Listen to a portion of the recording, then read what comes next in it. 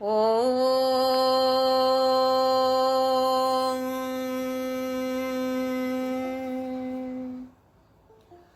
ఓం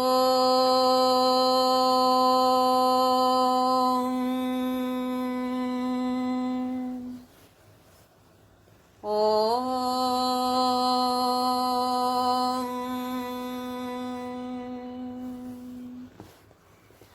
శుక్లాంబరధరం విష్ణుం శశివర్ణం చతుర్భుజం ప్రసన్నవదనం ధ్యాయేత్ సర్వవిఘ్నోపశాంతయే. గురుర్బ్రహ్మా గురుర్విష్ణు గురుర్దేవో మహేశ్వరః గురుః సాక్షాత్ పరబ్రహ్మ తస్మై శ్రీ గురవే నమః. సరస్వతీ నమస్తుభ్యం వరదే కామరూపిణి విద్యారంభం కరిష్యామి సిద్ధిర్భవతు మే సదా. హరి ఓం. ఆత్మబంధులందరికీ శుభోదయం, నమస్కారం. దివ్యమైన, భవ్యమైన, నిత్య నూతనమైన, సనాతనమైన, పురాతనమైన మన లోపల ఉన్నటువంటి ఈ అద్భుతమైన దేవాలయానికి అందరికీ స్వాగతం. పప్పా స్వామి రామ్దాస్ మా గురుగారి పాదార విందాలకు నా నమస్కారాలు. మా అమ్మ నాన్నకి కూడా ప్రణామాలు.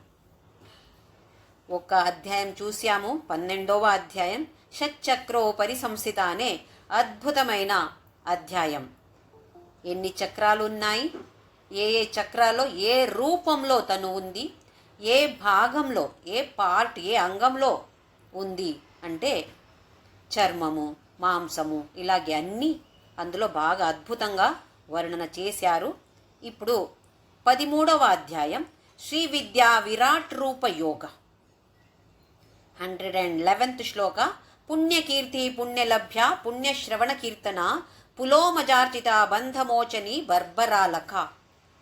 కొన్ని పుస్తకాల్లో బంధురాలక అని కూడా ఉంది, రెండు కరెక్టే.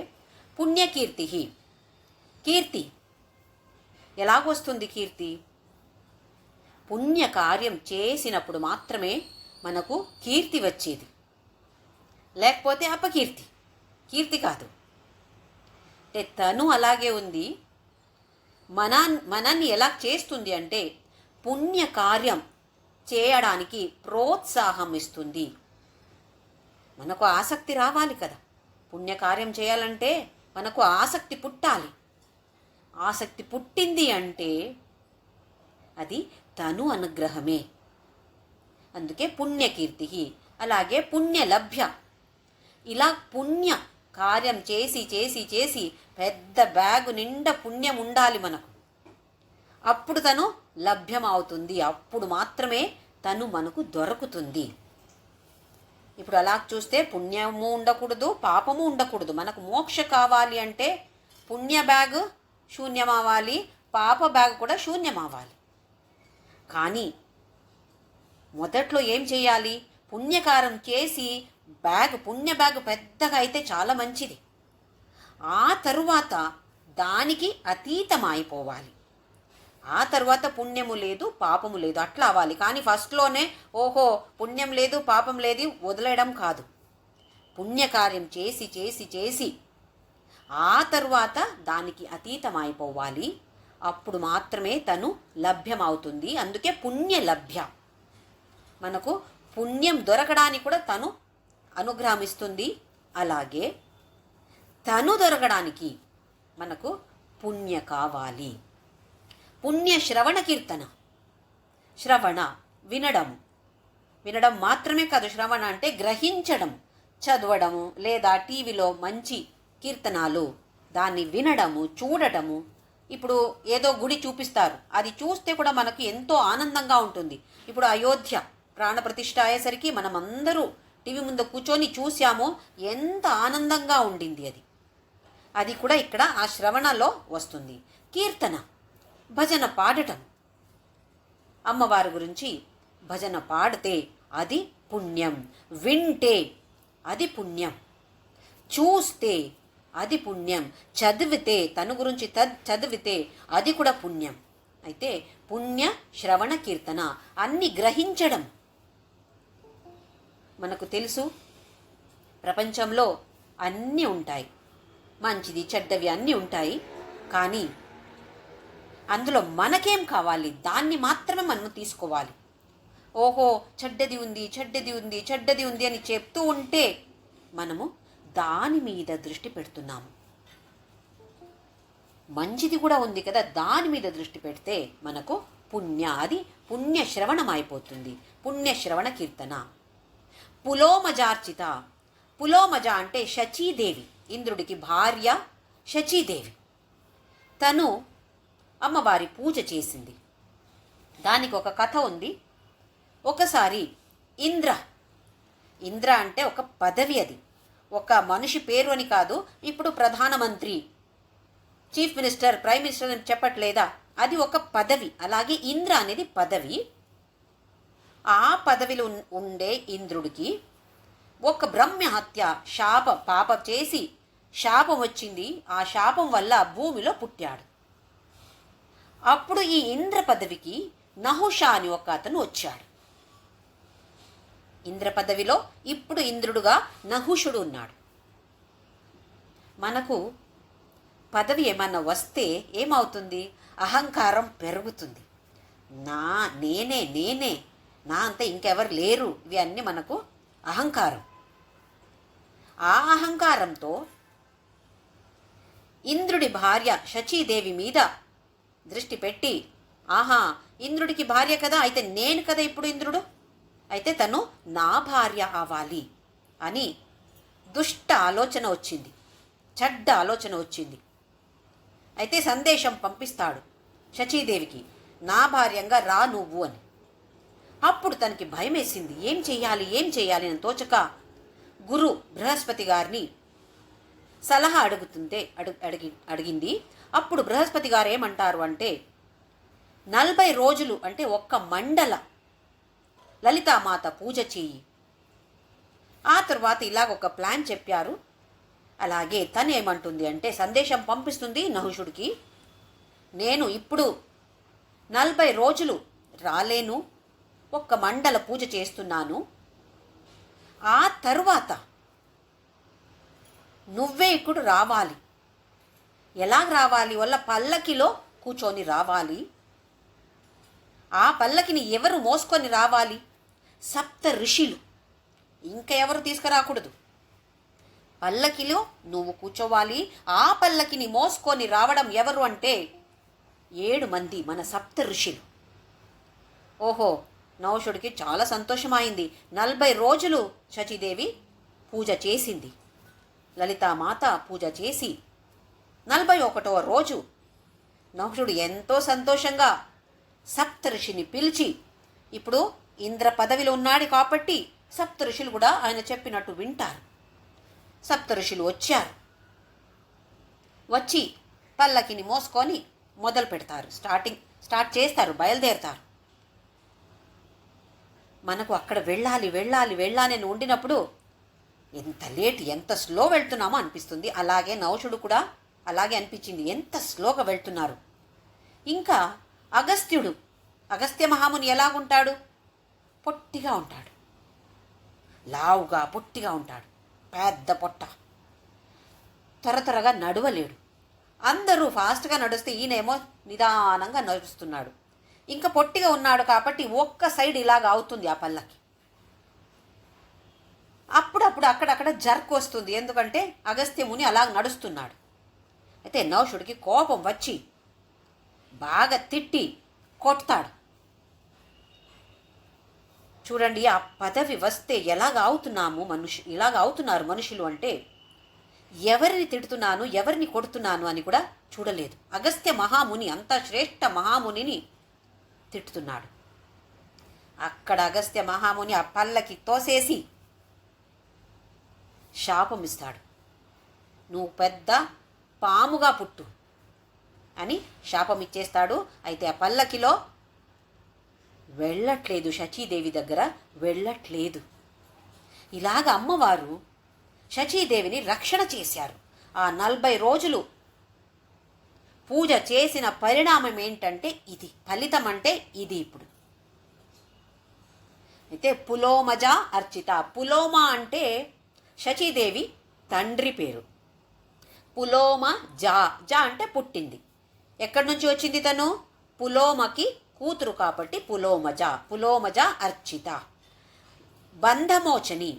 ఎన్నో బంధాలు మనకు, బంధాలు, అటాచ్మెంట్స్. దేని మీద మనకు అటాచ్మెంట్ లేదు. ఏదో సత్సంగానికి, ఒక గుడిలో సత్సంగం నడుస్తుంది అంటే నేను వెళ్తాను. ఈరోజు వెళ్ళాను, ఫస్ట్ లైన్లో కూర్చున్నాను. ఒక చైర్ ఫస్ట్ లైన్లో నేనే తీసుకున్నాను. రెండవ రోజు వెళ్ళి అదే చైర్ తీసుకుంటాను.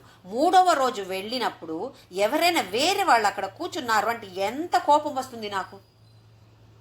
ఎందుకు? నేను కదా 2 రోజులు అక్కడ కూర్చున్నాను, నా చైర్ కదా అది, నా సీటు కదా అది. చిన్న చిన్న విషయాలు కూడా మనకు ఇలాంటి ఒక అటాచ్మెంట్ వస్తుంది. భార్య, భర్త, పిల్లలు అవి ఎలాగైనా ఉన్నాయి. ఇలా చిన్న చిన్న విషయాల్లో కూడా మనకు బంధనాలు, దాన్ని నాశం చేస్తుంది. బంధమోచని. ఏది మనకు కావాలో అది చేస్తుంది. ఇక్కడ ఇలాంటి అన్ని బంధనాల నుండి మనకు విముక్తి కావాలి. అయితే అలా చేస్తుంది బంధమోచని. బర్బరాలక లేదా బంధురాలక. అలక అంటే మన ఇక్కడ కర్లీ హెయిర్ అంటాం కదా, అది. ఆ జుట్టు ఎలా ఉంది అంటే కర్లీగా ఉండి ఇక్కడ తల మీద కిందకి పడుతుంది. అంత బాగుంది బర్బరాలక. అలక అంటే కర్లీ హెయిర్. విమర్శ రూపిణి విద్య వ్యదాది జగత్ప్రసూహు. విమర్శ రూపిణి. ప్రకాశ, విమర్శ ఇవి 2 సైడ్ బ్రహ్మ. పరబ్రహ్మకి 2 సైడ్ అంటే ఇక్కడ ప్రకాశ అంటే ఆ ఆత్మ అంటాము, ప్రజ్ఞే ఆత్మ అని అంటాము. అదే విమర్శ అంటే ప్రకృతి అలాగే, మాయ అలాగే, వ్యక్త చేసే ఒక శక్తి. ఇప్పుడు ఎలక్ట్రిసిటీ ఉంటే, ఒట్టి ఎలక్ట్రిసిటీ ఉంటే మనకి ఏ లాభము లేదు. దానికి ఒక ఫ్యానో, లైటో, ఏసీయో, ఫ్రిడ్జో ఏదో ఒక గ్యాజెట్ కావాలి. అది లేకపోతే ఎలక్ట్రిసిటీ ఉండి ఏమి లాభం మనకు? అయితే ఈ ఉపకరణాలు ఉంటాయి, ఈ గ్యాజెట్స్ ఉంటాయి కదా, అలాగే మనమందరూ ఉన్నాము. మనం ఎలాగొచ్చాము? ఈ ప్రకృతి లేదా ఈ విమర్శ రూప ఉంది కాబట్టి మనమందరూ వచ్చాము. ఒట్టి ప్రకాశం అయితే ప్రకాశ రూప, విమర్శ రూప. ప్రకాశం అయితే అది జడ. విమర్శ అంటే ఇది యాక్టివ్గా ఉండటం. ఈ ప్రకృతి, మాయ, విమర్శ అనేది సేమ్. విమర్శ రూపిణి విద్య. ఏ విద్య చూస్తే కూడా తనే. అది లౌకిక విద్య ఉండొచ్చు, ఆధ్యాత్మిక విద్య ఉండొచ్చు. త్వమేవ మాతా పితా త్వమేవ, త్వమేవ బంధుశ్చ సఖా త్వమేవ, త్వమేవ విద్యా ద్రవిణం త్వమేవ అంటాము. నువ్వే నాకు అన్ని విద్య. వంట నేర్చుకోవడం అది ఒక విద్య, అది కూడా తనే. వియదాది జగత్ప్రసూహు. వియత్ అంటే ఆకాశం. వియత్ ఆది. ఈ పంచభూతాలు మనకు తెలుసు. ఆకాశ, వాయు, అగ్ని, జల, పృథ్వీ. ఇవి అన్నీ ఆకాశ ఆది. వియత్ ఆది, వియదాది ఎట్సెట్రా ఎట్సెట్రా అంటాం కదా, ఆది అని. అవి అన్నీ జగత్ప్రసూహు. అక్కడి నుండి ఈ జగత్తు వచ్చింది. కానీ దీని అన్నికి కారణం ఎవరు? ఎవరు జన్మమిచ్చారు? ఇది లలితామాత. అందుకే వియదాది జగత్ ప్రసు అంటే అక్కడి నుండి వచ్చింది లేదా పుట్టింది. సర్వవ్యాధి ప్రశమని, సర్వమృత్యు నివారిణి. సర్వవ్యాధి ప్రశమని ఇది చాలా మనకు ఇంపార్టెంట్. వ్యాధి, రోగాలు, ఎన్ని రోగాలు మనకు. ఈరోజు బాగుంటే ఇంకా ఒక్క క్షణంలో ఏమవుతుందో చెప్పలేము, ఏ రోగం వస్తుందో చెప్పలేము. సర్వవ్యాధి అది దైహిక వ్యాధి ఉండొచ్చు లేదా మానసిక వ్యాధి ఉండొచ్చు. ఈ కాలంలో మానసిక వ్యాధి చాలా మందికి బాధగా ఉంది. అయితే అన్ని వ్యాధి, సర్వవ్యాధి ప్రశమని, అన్ని వ్యాధుల్ని తొలగించి మనకు మంచి ఆరోగ్యం తను ఇస్తుంది. సర్వ మృత్యు నివారిణి. మృత్యు, మరణం. ఎలాంటి మరణం? అపమృత్యు కూడా. యాక్సిడెంటో, పాము ఇది చేసో ఏదో మనకు మరణం రావచ్చు. వెళ్తూ అక్కడ ఊరికే కొందరు పడతారు, చనిపోతారు. ఇది సర్వమృత్యు నివారిణి. అలాంటి అపమృత్యు కూడా రానివ్వదు. అలాగే ఇక్కడ సర్వమృత్యు అంటే మనకు మోక్షం, ఆ తర్వాత మనకు జన్మమే లేనట్టు తను చేస్తుంది. ఇది సర్వమృత్యు నివారిణి. అగ్రగణ్య చింత్య రూప కలి కల్మషనాశిని. అగ్రగణ్య ఫస్ట్ ర్యాంక్. దేంట్లో ఏ విషయం తీసుకుంటే తనే అందులో ఫస్ట్గా ఉంటుంది. అగ్రగణ్య. అచింత్య రూప. అచింత్య అంటే ఊహించలేనటువంటిది. మనమేమో ఇప్పుడు ఊహిస్తున్నాము, అమ్మవారు అంటే ఇలాగున్నారు, ఇలాగున్నారు, ఇలాగున్నారు. అదే అమ్మవారు శివ అయితే వేరే కదా. బ్రహ్మ అయితే వేరు, విష్ణు అయితే వేరు. మనమెవరు? మనము కూడా అమ్మవారే. అయితే ఇలాగే అమ్మవారు, అలాగే అమ్మవారు అని చెప్పలేము, లేదా మనము ఊహించలేము. అణోరణీయాన్ మహతో మహీయ. ఒక అణు, యాటమ్ అలాగే చాలా చిన్నదిగా ఉండొచ్చు, లేదా పెద్ద మహతో మహీయాన్. ఇవి అన్నీ మనము ఊహించలేనటువంటి ఒక్క రూప, అచింత్య రూప. కలి కల్మషనాశిని. కలియుగంలో మనకు కల్మషాలు ఎక్కువ. అలాంటి కల్మషాల్ని నాశం చేస్తుంది కలి కల్మషనాశిని. కాత్యాయని కాలహంత్రి కమలాక్షని సేవిత. కాత్యాయని. కాత్యాయని అంటే ఎన్నో మంది దేవతలు ఉన్నారు, దేవి దేవతలు. అందరి తేజస్సు ఒక్కసారి చూస్తే ఎంత అవ్వచ్చు, ఎట్లా ఉండొచ్చు? ఒక్కసారి కలిపితే అందరి తేజస్సుని ఒక్క చోట కలిపితే ఎలా ఉండొచ్చు ఆ తేజస్సు? ఆ తేజస్సుకి పేరు కాత్యాయని. చాలా ప్రకాశంగా ఉన్నటువంటిది కాత్యాయని. కాలహంత్రి. ఇక్కడ కాల అంటే మన యమధర్మరాయుడు. యమధర్మరాయుడు అంటే మనకు మళ్ళీ మృత్యు. దాన్ని హంత్రి, హరణ చేస్తుంది, నాశం చేస్తుంది. ఇప్పుడే చూసాము సర్వ మృత్యు నివారిణి అని. అలాగే కాలహంత్రి. కమలాక్ష నిషేవిత. విష్ణుకి పేరు కమలాక్ష. కమల అంటే తామరపు, అక్ష అంటే కళ్ళు. విష్ణు కూడా అమ్మవారి పూజ చేస్తాడంట. చేస్తాడు. మోహిని రూపం ధరించాడు విష్ణు. సముద్ర మథనం తర్వాత అమృతం వస్తే అక్కడ పెద్ద యుద్ధమే జరుగుతుంది. దేవతలు రాక్షసులు మాకు కావాలి అమృతం అని. అప్పుడు మోహిని రూపంలో విష్ణు వస్తాడు. ఆ మోహిని రూపం ధరించాలి అంటే ఊరికే ధరించలేరంట వాళ్ళు కూడా. అమ్మవారిని ప్రార్థన చేసి ఆ తరువాత మోహిని రూపం విష్ణు ధరించాడు. అయితే కమలాక్ష నిషేవిత. తాంబూలపూరితముఖి దాడిమి కుసుమప్రభ. తాంబూలపూరిత.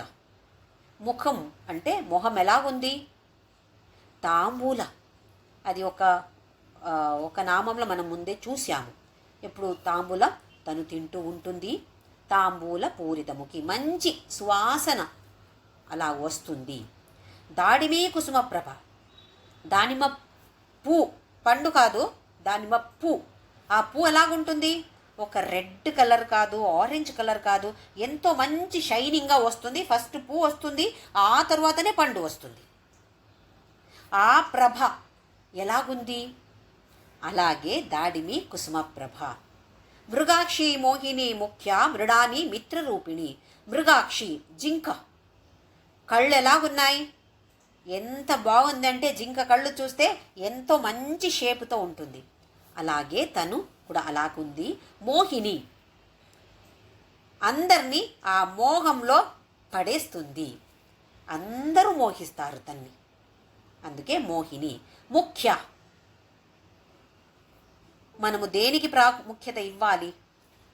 తనకే మనము ప్రాముఖ్యత ఇవ్వాలి. కానీ దేనికి ఇస్తున్నాము? ఈ ప్రపంచ విషయంలో ప్రాముఖ్యత ఇచ్చి అక్కడ ముంగిపోతున్నాం మనము. తనే ముఖ్య, తనే ఇంపార్టెంట్ మనకు. ఇది మన బుద్ధికి రావాలి.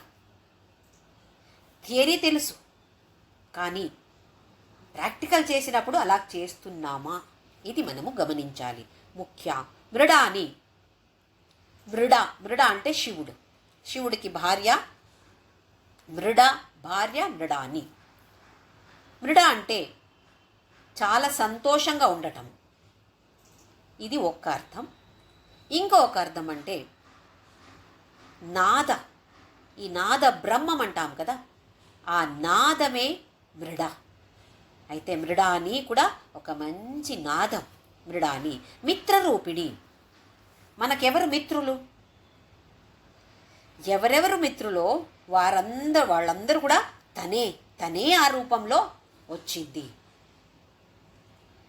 ఇంకొక విధంగా చూడాలంటే మిత్ర అంటే సూర్యుడికి ఇంకొక పేరు మిత్ర. సూర్యుడు రూపంలో తనే ఉంది. ఇది మిత్రరూపిణి. నిత్యతృప్త భక్త నిధిర్ నియంత్రి నిఖిలేశ్వరి. నిత్యతృప్త, ఎప్పుడు తృప్తియే. మనం ఇలాగున్నామా? ఏ విషయంలో కూడా చూస్తే మనకు అయ్యో ఇలా కావాల్సింది, ఎందుకు ఇలాగా అయింది, నేను మొన్ననే ఇది చేసి ఉంటే బాగుండేది కదా కదా ఎన్నోసారి ఇలాగ అనుకుంటాము. అంటే ఆ తృప్తి అనేది లేదు. ఎప్పుడు తృప్తి అనేది లేదో కోరికలు పుడుతూ ఉంటాయి. తృప్తిగా ఉంటే కోరిక లేదు. ఇది తను ఎప్పుడు కూడా ఎల్లప్పుడూ తృప్తిగా ఉంటుంది, నిత్య తృప్త. ఇవి అన్నీ మనము గమనించాలి. ఎందుకంటే మనం ఇప్పుడు తను అలాగే మనం ఆవాలి అని కోరుకుంటున్నాము. అహమిత్యేవ విభావయే భవాని, నువ్వే నేను నేనే నువ్వు అలా కావాలి అంటే ఇవి అన్నీ గమనించి ఇలా ప్రయత్నం చేయాలి. భక్త నిధి ఒక పెద్ద నిధి. మనమేమో అనుకుంటాము పెద్ద ఇల్లు, పెద్ద బ్యాంకు బ్యాలెన్సు, పెద్ద కారు, ఇవి అన్నీ మనకు జ్యువెల్స్ అన్నీ ఉంటే పెద్ద నిధి మనకు అని. తను మన దగ్గర ఉంది, మనతో తను ఉంది అని తెలిసి ఉంటే ఇంకా దీనికి పెద్ద పెద్ద నిధి ఇంకా ఏమీ లేదు. మహాభారత యుద్ధంలో మనకు తెలుసు, అర్జున దుర్యోధన ఇద్దరు కూడా వెళ్తారు అక్కడ కృష్ణుడి దగ్గరికి అడగటానికి సహాయం. అప్పుడు దుర్యోధనుడికి సైన్యం వస్తుంది, కృష్ణుడి సైన్యం అన్నీ వస్తుంది. అర్జున మాత్రమే, కృష్ణ నువ్వు మాత్రమే కావాలి నాకు అంటాడు. కృష్ణ అంటాడు అప్పుడు కృష్ణుడు, ఇంకేమి రాదు, నేను మాత్రమే. ఇంకొక సైడ్ నా సైన్యం ఉంటుంది, ఏది కావాలి అర్జున నీకు అంటే కృష్ణ నువ్వే కావాలి అంటాడు.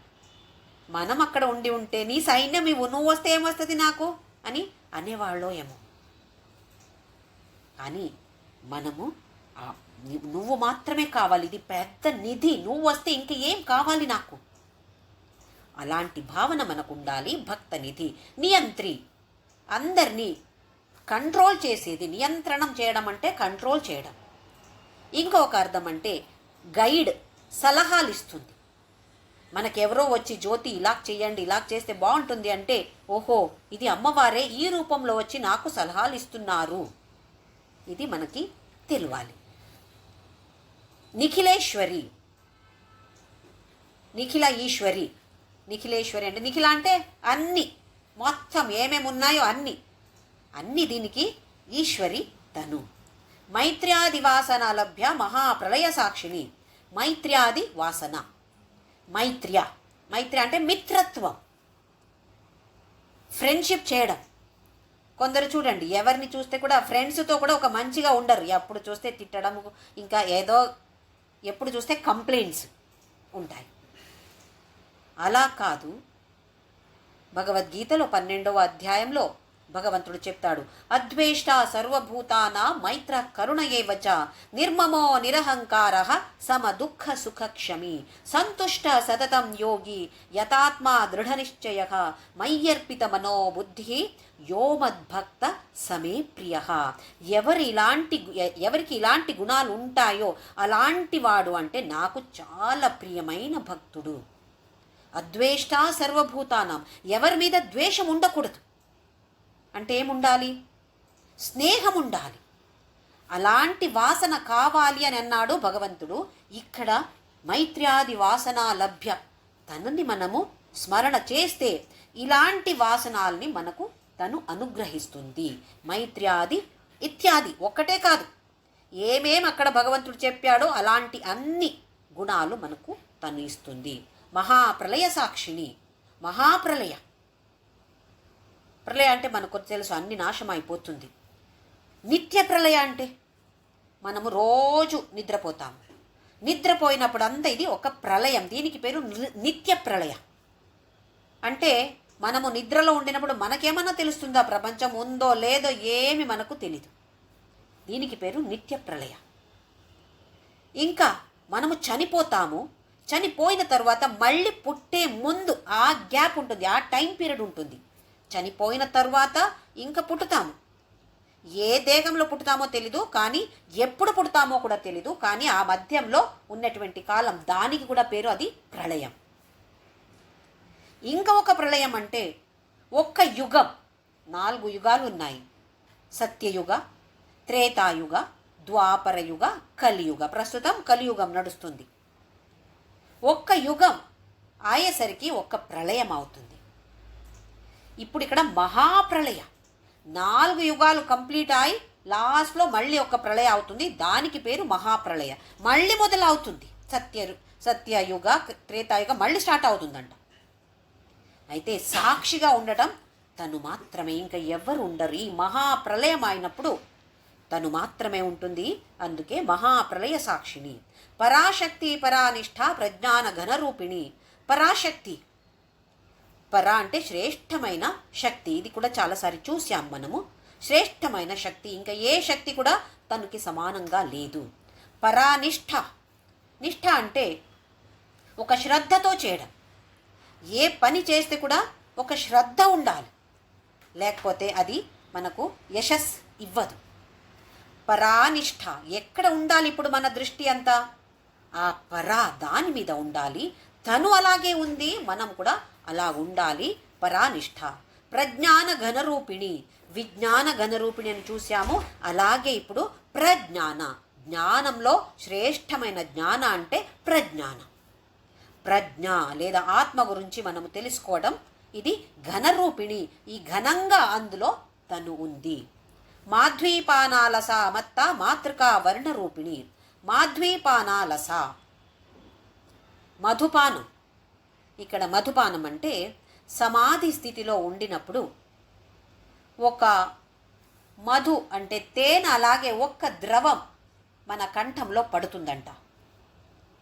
దానికి అమృతమని పేరు. అయితే తను ఎప్పుడు సమాధి స్థితిలో ఉంటుంది, అందుకే ఈ పానం చేస్తూ ఉంటుంది. ఏ పానం? తేనె అలాంటి ఒక్క అమృత బిందు అక్కడ పడుతూ ఉంటుందంట మన కంఠ ప్రదేశంలో. అందుకే మాధ్వీపానాలస అలాంటి అమృతం తాగుతుంది లేదా లోపల పోతుంది కాబట్టి మత్త, ఒక్క విధమైన మత్తు. ఈ డ్రింక్ చేసే వాళ్ళకి ఒక మత్తు లేదా, అలాగే తనకు ఒక మత్తు, అందుకే మత్త. ఇంకొక అర్థం మత్త అంటే నాలో అన్నీ ఉన్నాయి. మత్త, నాలో ఉన్నటువంటిది మత్త. మాతృకా వర్ణరూపిణి. మాతృక అంటే సంస్కృతంలో అన్ని అక్షరాలు. ఆ అక్షర మన సంస్కృత భాష ఎంత శ్రేష్టమైనదని మనకు అసలు దాని గురించి కొంచెం కూడా తెలీదు. ఒక్క అక్షరం కూడా ఒక అర్థం ఉంది. ఏదో టామ్ డిక్ హ్యారీ కాదు. ఇక్కడ ఒక్క అక్షరానికి ఒక్క అర్థం ఉంది. దాన్ని కలిపితే ఆ అర్థమేముంది అది కూడా ఉంటుంది. ఊరికే మిక్స్ చేయడం కాదు, ఊరికే పదం చెయ్యరు. ప్రతి ఒక్క అక్షరానికి ఒక అర్థం ఉంది. అలాగే కొందరు చూడండి, టా అని చెప్పలేరు, వాళ్ళు తా అని చెప్తారు, టా చెప్పలేరు. ఈ ఇంగ్లీష్లో తా అనేది లేదు, టా ఉంటుంది. అందుకే వాళ్ళకి ఉచ్చారణ చేయడం అంత ఈజీగా రాదు. కానీ మన సంస్కృత శబ్దం భాష ఎలాగుంది అంటే అంత శ్రేష్టమైనది. ఈ సహస్రనామాన్ని గట్టిగా పఠన చేసే వాళ్ళకి ఆరోగ్యం బాగుంటుంది. ఎందుకంటే ఈ భాష అలా ఉంది. అంటే మాతృకా వర్ణరూపిణి. మహాకైలాస నిలయ, కైలాసంలో ఉంటుంది. మహాకైలాసం ఎక్కడ? ఇది మహాకైలాసం మన తల మీద సహస్రార చక్రంలో మధ్యంలో ఆ రంధ్రం ఉంటుంది, బ్రహ్మరంధ్రం. సహస్రదళ పద్మస్థ సర్వవర్ణోపశోభిత అని చూశాము. అదే సహస్రార పద్మంలో తను ఉంటుంది. ఈ జాగానికి, ప్లేస్కి పేరు మహాకైలాస. అంటే కైలాసం అంటే ఎక్కడో కాదు, మనలో ఉంది. మహాకైలాస నిలయ మృణాల మృదుదోర్లత. ఇక్కడ మృణాల అంటే తామర. ఎలా మృదుగా ఉంది అంటే లత అలాగే కోమలంగా మృదుగా ఉంది. మృణాల మృదుదోర్లత. మహనీయ, మహత్ ఈయ. ఈయ అంటే ఇవ్వడం, ఎవరిస్తారో వాళ్ళకి పేరు ఈయ. మహత్ పెద్దది. ఏం పెద్దది ఇస్తుంది? మనకు ఆత్మజ్ఞానం ఇస్తుంది, దానివల్ల మనకు మోక్షం వస్తుంది. ఇంకా వేరే పెద్దది మనకేం కావాలి? అయితే తను మహనీయ, దయామూర్తి. ఎప్పుడు కరుణ, ఎప్పుడు దయ ఉంది, అందుకే దయామూర్తి. మహాసామ్రాజ్యశాలిని. సామ్రాజ్యం, చాలా రాజ్యాలు ఒకేసారి తీసుకుంటే అది సామ్రాజ్యం అయిపోతుంది. మహాసామ్రాజ్య. ఏది మహాసామ్రాజ్యం అంటే? మన హృదయంలో ఉన్నటువంటి సామ్రాజ్యం ఇది. మన మనసుని మనము కంట్రోల్లో ఉంచగలుగుతున్నామా? అలా తను చేస్తుంది. అంటే మహాసామ్రాజ్యశాలిని. ఆత్మవిద్య, మహావిద్య, శ్రీవిద్య, కామసేవిత. ఆత్మవిద్య, బ్రహ్మజ్ఞానం. పరబ్రహ్మ అంటే ఎవరు, నేను అంటే ఎవరు, ఎక్కడి నుండి వచ్చాను, ఎక్కడికి వెళ్తున్నాను, దేనికోసం వచ్చాను, ఏమి చేస్తున్నాను, ఈ ప్రశ్నలకు ఉత్తరం మనకు దొరుకుతుంది. ఇది ఆత్మవిద్య. నేను అంటే ఎవరు తెలుసుకోవడం. అదే తను, అదే మహావిద్య. దీనికిన్నా శ్రేష్టమైన విద్య ఏముంది ఇంకా? ఏ విద్య? ఇప్పుడు ఇంజనీరింగో, మెడికల్లో, చార్టెడ్ అకౌంటెంట్, లా, ఏదో ఒక్క క్షేత్రంలో మనము చదివితే ఆ క్షేత్రం మాత్రమే మనకు తెలుసు. వేరే క్షేత్రం గురించి అడిగితే అది నాకు తెలియదండి, అది నా సబ్జెక్ట్ కాదు అంటాము. కానీ ఇక్కడ ఆత్మవిద్య వస్తే ఇంకా వేరే అన్నీ వచ్చినట్టే. అందుకే అది మహావిద్య. శ్రీవిద్య, పంచదశి విద్య ఉంటుంది, దానికి పేరు శ్రీవిద్య. తనే పంచదశి మంత్రగా ఉంది. కామసేవిత, మన్మథుడు సేవ చేస్తూ ఉన్నాడు.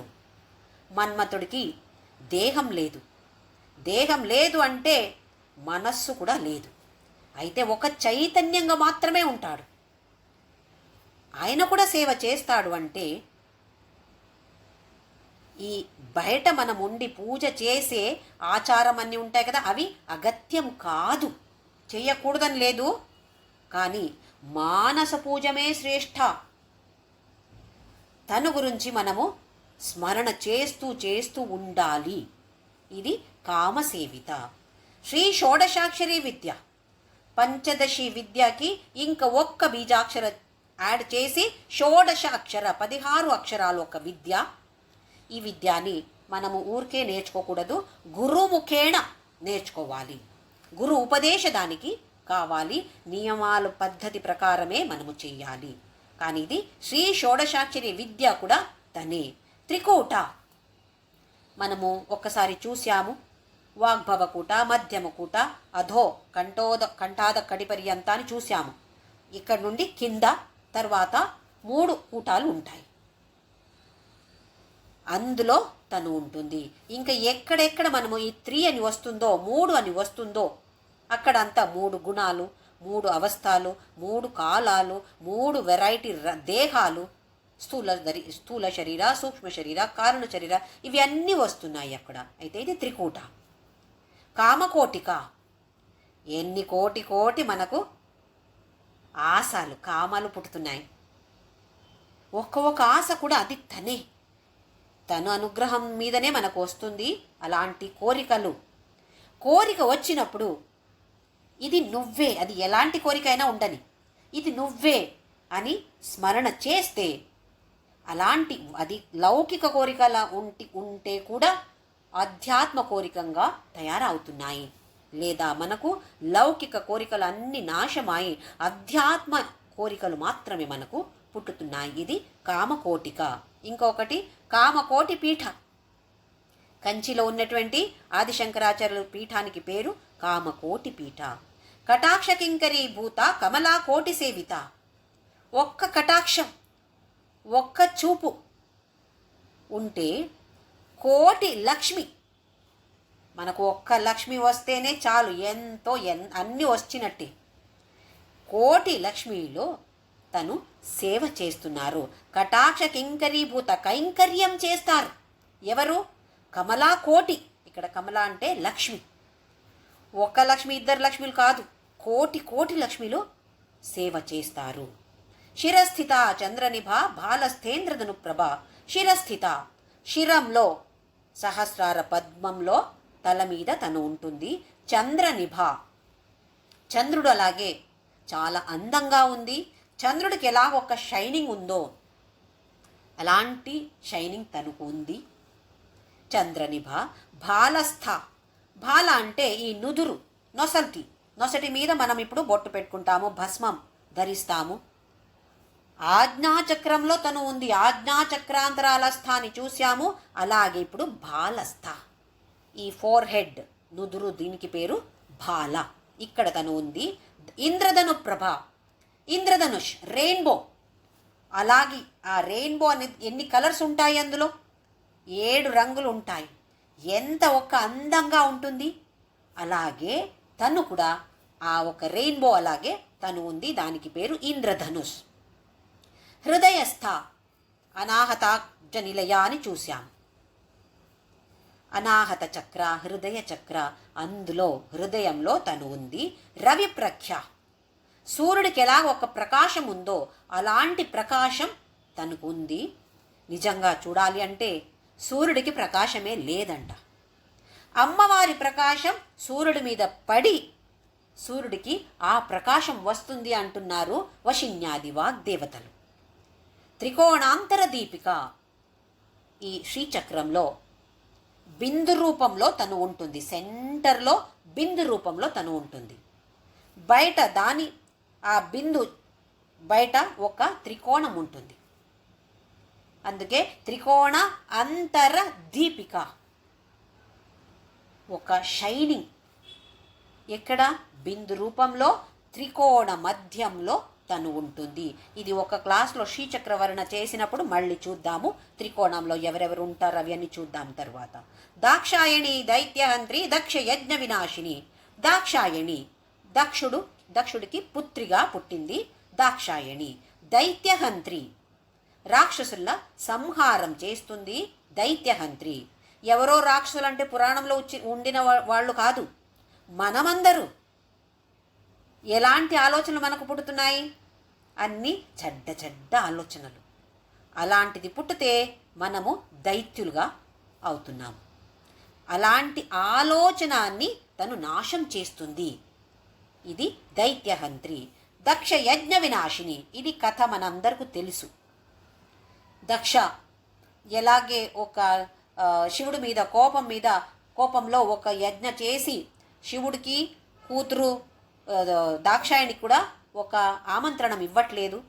కానీ దాక్షాయణికి అమ్మో తండ్రి అక్కడ ఎంత మంచి యజ్ఞం చేస్తూ ఉంటే చాలామంది వస్తున్నారు, నాకు వెళ్ళాలి అని కోరిక ఉంటుంది.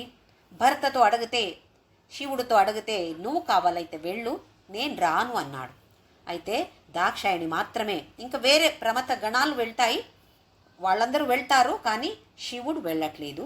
దాక్షాయణి అక్కడ వెళ్ళి అపమానం జరుగుతుంది. అక్కడ అగ్నిలో పడి తను చనిపోతుంది. శివుడికి కోపం వస్తుంది. ఇది మనకంతా కథ తెలుసు. ఆ ప్రమథ గణలు అందరూ అక్కడ వచ్చి వీరభద్రతో వచ్చి ఆ యజ్ఞమంతా నాశమైపోతుంది. దక్ష యజ్ఞ వినాశిని, ఆ నాశనానికి కారణం ఎవరు? దాక్షాయిణి. దరాందోళిత దీర్ఘాక్షి దరహా సోజ్వలన్ముఖి. ఇప్పుడు ఈ దక్ష యజ్ఞ వినాశినితో 13వ అధ్యాయం శ్రీ విద్యా విరాట్ రూప యోగానే 13వ అధ్యాయం కంప్లీట్ అవుతుంది. ఇప్పుడు 14వ అధ్యాయం హిరణ్య గర్భాది సర్వశక్తి యోగా అని పేరు దీనికి. దరాందోళిత దీర్ఘాక్షి దరహా సోజ్వలన్ముఖి. దరాందోళిత దీర్ఘాక్షి, దర అంటే ఎప్పుడు, కంటిన్యూస్గా, సతతం. ఆందోళిత దీర్ఘాక్షి, ఆందోళన అంటే అటు ఇటు చేయడం. అక్షి అంటే కళ్ళు.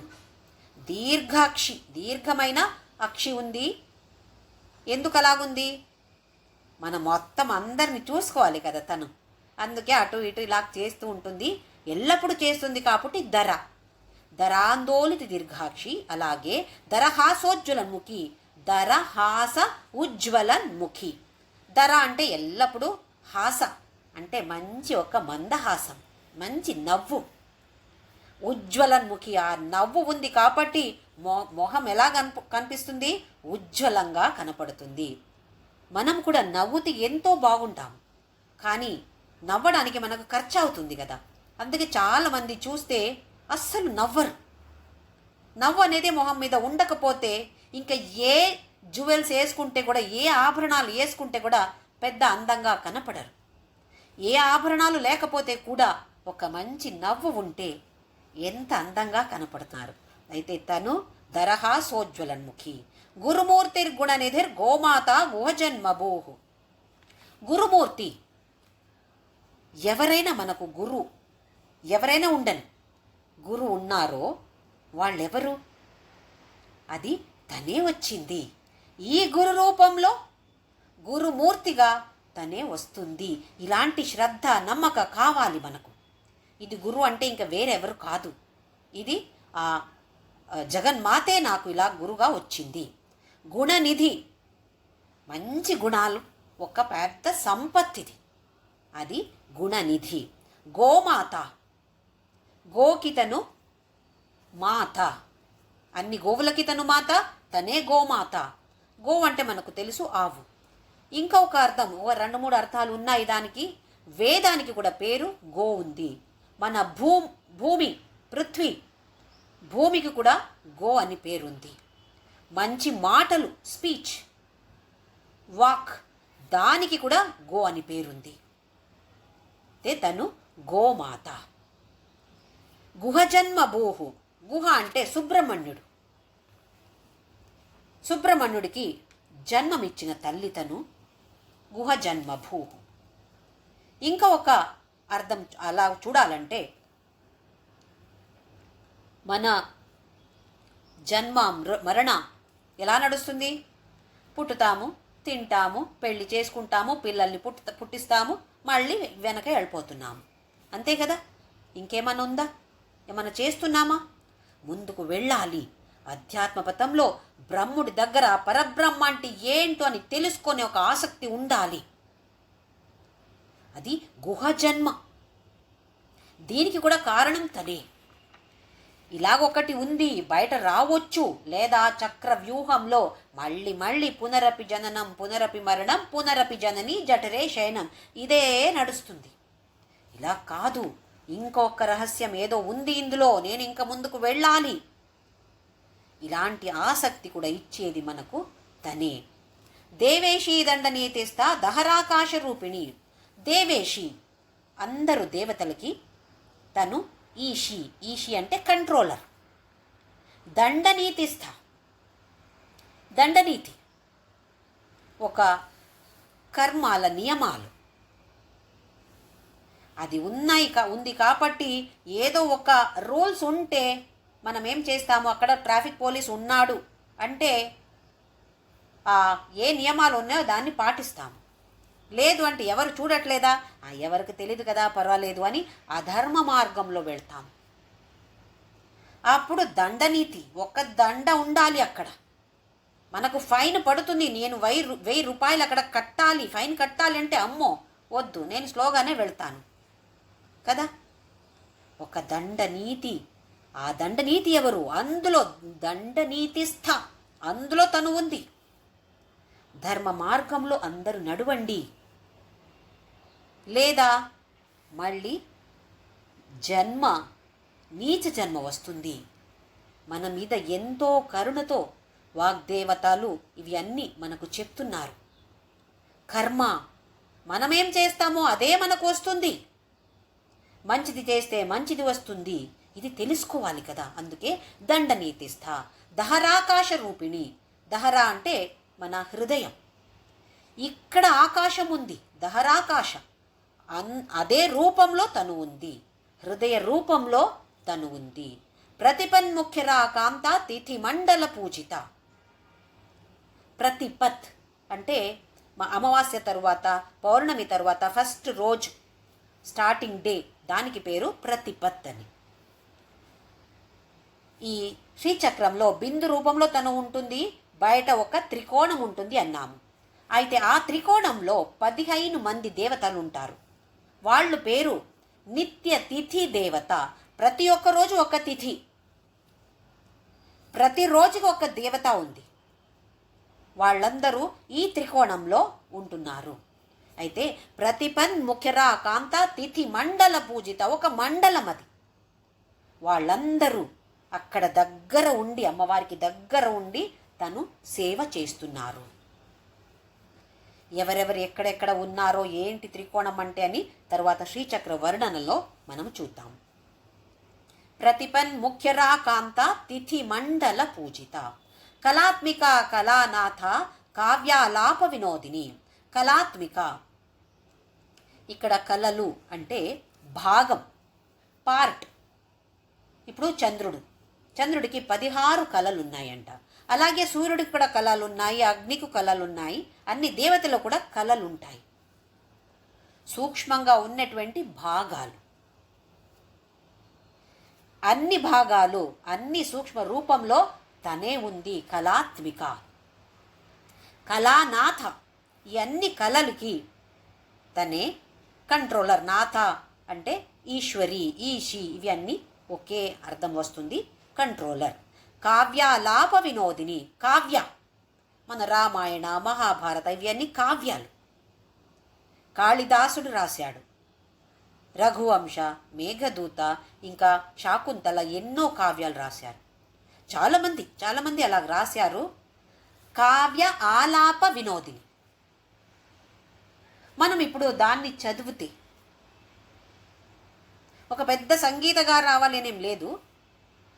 ఒక మంచి మనసుతో మంచిగా దాన్ని చదివితే దాన్ని బాగా ఎంజాయ్ చేస్తుందంట. వినోదిని, వినోదంగా ఉంటుంది. దాన్ని విని ఈ ఆలాప, కావ్యాలాప వినోదిని. మనము అలాంటి కావ్యాన్ని చదివితే, ఇప్పుడు సుందరకాండ పారాయణం, రామాయణ పారాయణం, భాగవత పారాయణం అని చాలామంది చేస్తారు. అవి అంటే అలా చేస్తే తనకి చాలా ఇష్టం. అది కావ్యాలాప వినోదిని. సచామర రమావాణి సవ్య దక్షిణ సేవిత. చామర పట్టుకొని సేవ చేస్తున్నారంట. ఎవరు? రమావాణి. రమ అంటే లక్ష్మి, వాణి అంటే సరస్వతి. లక్ష్మీ సరస్వతి ఇద్దరు కూడా రెండు పక్క ఉండి చామర సేవ చేస్తున్నారు. సవ్య దక్షిణ. సవ్య అంటే ఎడము, దక్షిణ అంటే కుడి. ప్రదక్షిణ అంటే మంచి బెస్ట్ దక్షిణ, బెస్ట్ రైట్ సైడ్. ఎందుకంటే ప్రదక్షిణలో ఏం చేస్తాము? మన దక్షిణంలో ఎవరుంటున్నారు? భగవంతుడు. అక్కడ ఎలాగ తిరిగితే కూడా మన దక్షిణ సైడ్లో భగవంతుడు ఉంటాడు. అందుకే ప్రదక్షిణ. సచామర రమావాణి సవ్య దక్షిణ సేవిత. వాళ్ళిద్దరూ కూడా రెండు సైడ్లో ఉండి చామర సేవతో పూజ చేస్తున్నారు. ఆదిశక్తి అమేయాత్మ పరమా పావనాకృతి. ఆదిశక్తి, తనే ఆదిశక్తి. ఇంకా తనకు ముందు ఎవరున్నారు? ఎవరు లేరు. అందుకే అగ్రగణ్యానము, తనే ఫస్ట్, తనే ఆదిశక్తి. అమేయ. అమేయ అంటే ఒక మెజర్ చేయలేము, కొలత. ఎలా కొలత తీస్తాము? తీయలేము. అయితే అమేయ. అప్రమేయ అని ఒక నామ చూసాము. అలాగే ఇప్పుడు అమేయ. ఆత్మ, జీవాత్మ, పరమాత్మ ఎన్నో పేర్లు చెప్తాము, కానీ అది వేరే ఎవరు కాదు, తనే. అయితే మనం ఎవరు? మనం కూడా తనే. ఎంత ఆనందంగా ఉంటుంది అప్పుడు. ఓహో, నేను అంటే లలితామాత అని అనుకుంటే, ఆ భావన వస్తే ఎంతో ఆనందంగా ఉంటుంది. పరమ. పరమ అంటే శ్రేష్ఠ. పరమ అంటే ఇంకా ఎవరు లేరు, దాని పైకి ఇంకెవరు లేరు. పరమ. పావనాకృతి. పావన ఆకృతి. ఆకృతి అంటే ఒక ఆకారం అని చెప్పొచ్చు, లేదా కృతి అంటే చేసే పని అని కూడా చెప్పొచ్చు. పావన కృతి చెప్పొచ్చు, పావన ఆకృతి కూడా చెప్పొచ్చు. తనకు ఒక రూపం మనం ఇచ్చాము. ఇప్పుడు వర్ణించాం కదా ఫస్ట్ కొన్ని శ్లోకాల్లో. తను మొహం అంటే ఇలాగుంది, చేతులు ఇలాగున్నాయి, అవన్నీ వర్ణన చేశారు వశిన్యాది వాగ్దేవతలు. అయితే ఆ ఆకారం ఎలాగుంది, ఆ ఆకృతి ఎలాగుంది? పావనంగా, దివ్యంగా ఉంది.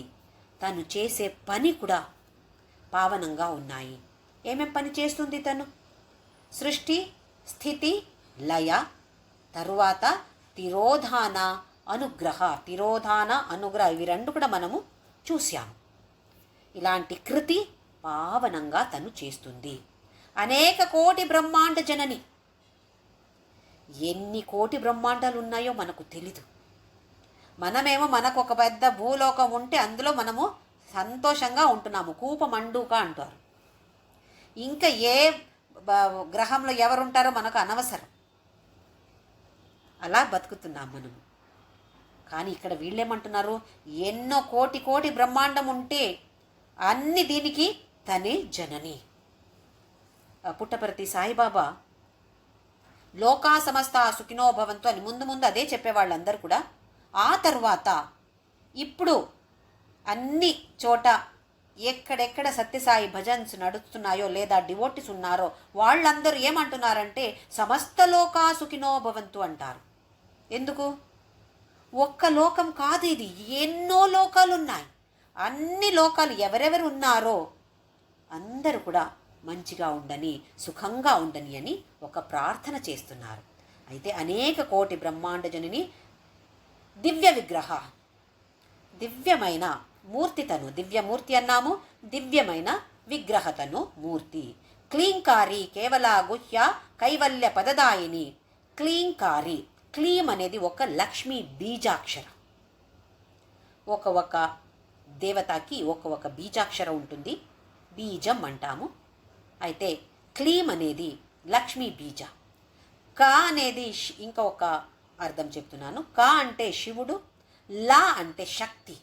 అయితే ఇది శివశక్తి ఐక్య చూపిస్తుంది లేదా అర్ధనారీశ్వర తత్వాన్ని చూపిస్తుంది క్లీంకారి. కేవల, కేవల అంటే ఇంకా ఎవ్వరు లేరు, తను మాత్రమే. మొత్తం ప్రపంచంలో ఇంకెవ్వరు లేరు, తను మాత్రమే. మనం ఎన్నో మందిని చూస్తున్నాం కదా, తను మాత్రమే అంటే ఎట్లా? అందరూ కూడా ఇంకా వేరెవరు కాదు, తనే. ఇలా భావన మనకు వస్తే ఎవరితో ఫైటింగ్ చేస్తాము, ఎవరిని తిట్టుతాము, ఎవరి గురించి కొంచెం చెడ్డగా ఆలోచించలేము. అలాంటి భావన మనకు రావాలి అని వశిన్యాది వాగ్దేవతలు కేవల తను మాత్రమే, ఇంకా ఏమీ లేదు ప్రపంచంలో. గుహ్య, ఇది ఒక రహస్యమే. ఎన్నిసారి ఎంత చెప్తే కూడా అంత తొందరగా బుర్రకి ఎక్కదు. బుర్రకి ఎక్కితే అనుభవానికి అంత తొందరగా రావట్లేదు. ఎన్ని జన్మాలు. అయితే అది గుహ్య, ఓపెన్ సీక్రెట్. అది కొందరికి పుస్తకాలు ఇచ్చి పరీక్ష రాయండి అంటే ఈ ప్రశ్నకి ఎక్కడ ఉత్తరం ఉందో అది కూడా తెలీదు. అలాగే మనము కూడా చాలాసారి చదివాము కానీ అనుభవానికి ఇంకా రాలేదు. ఇది గుహ్య. కైవల్య పదదాయిని, కైవల్య అంటే మోక్షం. ఇలాంటి పద మనకు తను ఇస్తుంది, కైవల్య పదదాయిని. అందులో 4 విధంగా ఉంటాయంట. సాలోక్య, సారూప్య, సామీప్య, సాయుజ్య అంటారు. సాలోక్య, ఒకే లోకంలో నేను భగవంతుడు ఉన్నాము అంటే విగ్రహ పూజ లేదా ఫోటోకి పూజ చేయడం, ఇవి అన్నీ సాలోక్య. సారూప్య, ఓహో నేనే నువ్వు, నువ్వే నేను, నా రూపం అంటే నువ్వే, నీ రూపం అంటే నేనే, ఇలాంటి భావన రావడం సారూప్యం. సామీప్యం, ఇప్పుడు వరకు ఎలాగుంది, ఎక్కడ భగవంతుడు విష్ణు వైకుంఠ అంటారు, శివుడు కైలాసం అంటారు, ఎక్కడెక్కడో దూరంగా ఉంటారు. అలా కాదు, సామీప్య, నా దగ్గరే, నా లోపలనే ఉన్నాడు, ఇలాంటి భావన రావడం సామీప్య. ఆ తరువాత లాస్ట్ పదవి అంటే సాయుజ్యం. సాయుజ్యం అంటే ఐక్యమైపోయేది, జీవాత్మ పరమాత్మ ఐక్యమైపోయేది, అదే కైవల్య పద. తను అలాంటి పదాన్ని మనకిస్తుంది. త్రిపుర త్రిజగద్వంద్య త్రిమూర్తి త్రిదశేశ్వరి. త్రిపుర మన శరీరానికి కూడా పేరు త్రిపుర అని ఉంది. 3 శరీరాలు ఉంటాయి, దానికి పేరు త్రిపుర. తర్వాత మళ్ళీ త్రిపురేషి అక్కడ కూడా చూద్దాము. త్రిపుర, త్రిజగద్వంద్య, త్రిజగత్, భూహు భువః సువః, ఇవి మూడు పెద్ద జగత్ అని చెప్తున్నారు. త్రిజగద్వంద్య, ఎవరెవరు ఉన్నారో ఈ లోకంలో అందరూ కూడా తనకి వందన చేస్తున్నారు. వంద్య అంటే ఎవరు వందన తీసుకుంటున్నారో వాళ్ళకి పేరు వంద్య. త్రిమూర్తి, బ్రహ్మ విష్ణు శివ, అందరూ ఎవరు? అది తనే. త్రిదశేశ్వరి, త్రిదశలు అంటే దేవతలు, అందరూ దేవతలకి తనే ఈశ్వరి, త్రిదశేశ్వరి. త్ర్యక్షరి దివ్యగంధాఢ్య సింధూర తిలకాంచిత, త్ర్యక్షరి, త్రియక్షరి అంటే 3 అక్షరాలు ఉన్నటువంటి బీజాక్షరి. ఇప్పుడు ఓం, ఆ ఓం 3 ఉంటాయి అందులో. క్లీం అనేది ఒక బీజాక్షరం. క లా మ, హ్రీం హ ర మ అని అక్షరాలు ఉంటాయి. త్ర్యక్షరి. దివ్యగంధాఢ్య, దివ్యగంధ లేపన చేస్తూ ఉంది, చేసింది. ఎవరు చేశారు? మనము చేశాము తనకి. దివ్య గంధాఢ్య, చందన ద్రవదిగ్ధాంగి అని ఒక నామం చూశాము. అలాగే దివ్యగంధాఢ్య. సింధూర తిలకాంచిత, సింధూర అంటే మనం పెట్టుకునే బొట్టు, ఇక్కడ పైన పెట్టుకుంటాము, దానికి సింధూర అంటారు. ఇది చాలా జాగ్రత్తగా ఉండాలి. అక్కడ సింధుర, ఒక్కసారి సింధుర వ్రజసేవిత అన్నాము. అక్కడ సింధుర అంటే ఎలిఫెంట్, ఏనుక. కానీ ఇక్కడ సింధూర అంటే బొట్టు. సింధూర తిలక, బొట్టు పెట్టుకొని ఎంతో అందంగా కనపడుతుంది. సింధూర తిలకాంచిత. ఉమాశైలేంద్ర తనయ గౌరీ గంధర్వ సేవిత. ఉమా, తనకి ఒక పేరు ఉమా అని ఉంది. ఊ అంటే సృష్టి, మా అంటే లయం, ఆ అంటే స్థితి. అయితే సృష్టి స్థితి లయాన్ని చూపిస్తుంది. ఇంకా ఒకటి, పార్వతిగా పుట్టి 5వ సంవత్సరం నుండి తపస్సు చేయడం మొదలు పెడుతుంది. ఎందుకు? శివుడే భర్తగా రావాలి నాకు అని. అప్పుడు ఫస్ట్ అన్ని పండ్లు తినేదంట. ఆ తర్వాత పండు అంత వదిలేసి ఏదో కొన్ని ఆకులు తినేదంట. ఆ తర్వాత అది కూడా మానేసి ఉపవాసం, ఏమీ లేదు. అందుకే తనకి అపర్ణ అని పేరు వచ్చింది. పర్ణ అంటే ఆకులు, అపర్ణ అది కూడా లేదు. ఇప్పుడు ఉమా ఎందుకు వచ్చింది అంటే, అక్కడ తల్లి మైనాదేవికి అయ్యో చిన్న నా కూతురు తపస్సు చేస్తుంది, అస్సలు ఏమి తినట్లేదు, ఏమి తాగట్లేదు, ఎంతో బాధగా ఉంటే ఊ మా అని చెప్పిందంట. ఊ అంటే కూతురు, మా అంటే చెయ్యొద్దు, ఇలా చెయ్యొద్దు తల్లి నువ్వు. తల్లి అంటే కూతురికి చెప్తాం కదా, ఇలా చెయ్యొద్దు నానా అని చెప్తే ఉమా ఉమా ఉమా అని చెప్పిందంట. అయితే ఉమా అని పేరు వచ్చింది తనకు.